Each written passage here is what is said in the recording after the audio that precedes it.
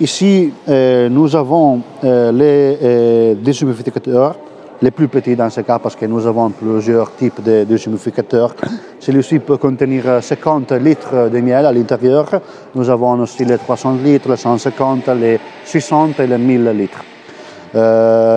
Celui-ci, vu qu'il s'agit du plus petit déshumidificateur que nous avons, il a seulement une résistance qui chauffe la partie à l'intérieur. Les plus grands ont 2 résistances et 2 ventilateurs. Celui-ci a une résistance et un ventilateur qui sont positionnés ici, au derrière de cette grille. Et donc, avec les ventilateurs, en effet, les ventilateurs dirigent la chaleur à l'intérieur du déhumidificateur. Comme ça, nous pouvons avoir la même température, soit en bas, soit en haut du déshumidificateur. Pour y insérer le miel à l'intérieur, c'est simple. Ça suffit d'ouvrir avec cette poignée les couvercles et manuellement y insérer le miel. Ici, on a les panneaux de contrôle avec lesquels c'est possible d'activer les disques. Ces disques vont tourner.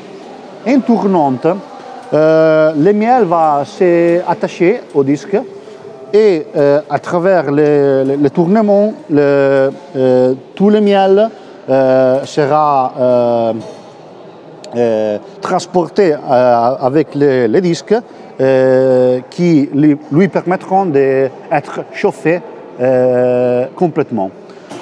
En chauffant le miel, clairement, l'humidité va sortir du miel. La sortie de l'humidité, dans ce cas, est positionnée ici. Toute l'humidité va sortir de ce trou ici. Et le client ne devra pas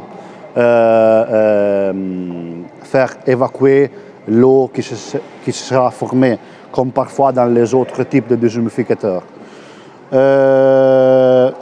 Ici, le client peut décider de faire fonctionner le déshumidificateur, soit sans activer le chauffage. Parfois, en été, il est très chaud dans la température dans la chambre où on utilise les produits. Donc, ce n'est pas la peine d'activer aussi le chauffage. Mais le client peut aussi décider d'activer le chauffage en tournant ces petits bouchons ici.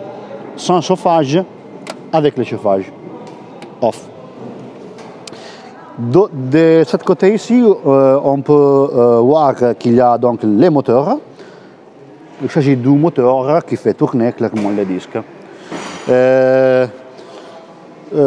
Pour le fonctionnement, excusez-moi, il y a les robinets de l'autre côté avec lesquels le client peut faire sortir le miel après avoir extrait l'humidité.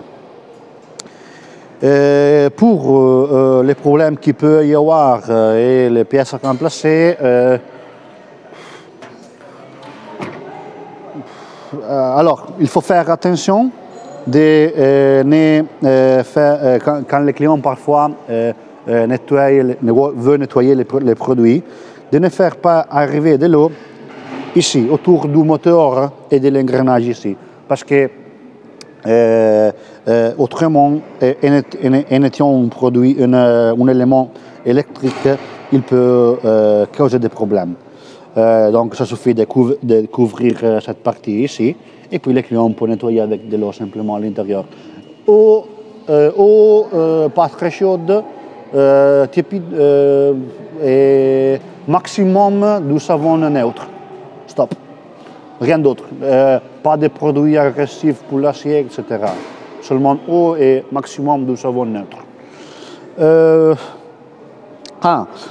Si parfois le client veut, une fois par année, je ne sais pas combien de fois il veut utiliser le produit, mais s'il veut enlever le disque pour nettoyer la partie en bas, qui autrement c'est pas facile d'y arriver, Ça suffit de dévisser cette vis ici qui tient fixe les moteurs. Et en dévissant cette vis ici, le moteur peut tourner comme vous voulez. Ça suffit de les prendre et les enlever comme ça. Les positionner, faire attention où vous positionnez les disques parce qu'ils peuvent s'abîmer, simplement. Stop. Quand vous voulez, vous pouvez clairement nettoyer la partie à l'intérieur et pour y insérer de nouveau les deux éléments, vous pouvez les positionner ici, pousser l'axe. Quand l'axe sera arrivé à ce niveau ici, c'est parfait. Soit ici, parfait. Et puis révisser la vis. Stop. Pièces remplacées qui peuvent être utiles dans le futur, sûrement la résistance, qui est positionnée comme déjà expliqué ici, à l'intérieur de la grille, et quelquefois les motoventilateurs. Stop. Il s'agit de deux éléments qui peuvent s'abîmer avec l'usage du produit.